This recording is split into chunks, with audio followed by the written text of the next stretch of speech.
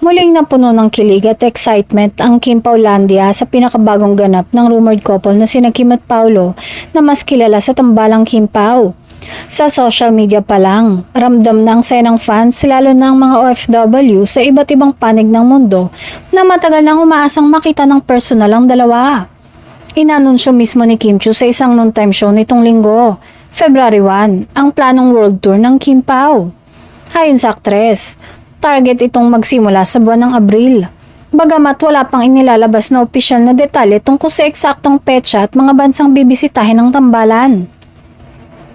Sa ngayon, palaisipan pa rin kung ang nasabing world tour ay bahagi ng isang network caravan promotion o kung ito ay isang standalone show na talagang nakatuon lamang kina Kim at Paulo. Gayunpaman, sapat na ang simpleng anunsyo para lalong umapaw ang kasabikan ng kanilang solid fans. Aliw na aliw naman ang Kim Paulandia sa naging reaksyon ni Paolo Avellino sa naturang anunsyo. Kitang-kita ang kanyang pagkagulat habang sinasabing, "Nagulat din ako na para bang ngayon lang niya nalaman ang tungkol sa world tour."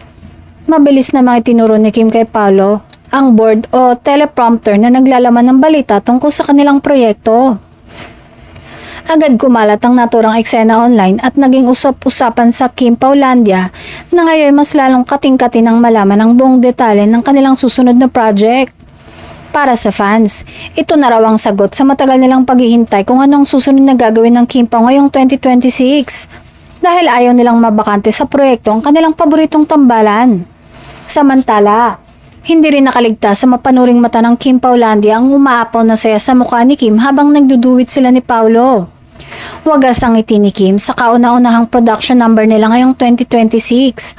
Habang kapansin-pansin din ang malagkit at punong-puno ng lambing na tingin ni Paulo sa aktres na para sa fans ay tila hindi na kailangan ng kahit anong kumpirmasyon.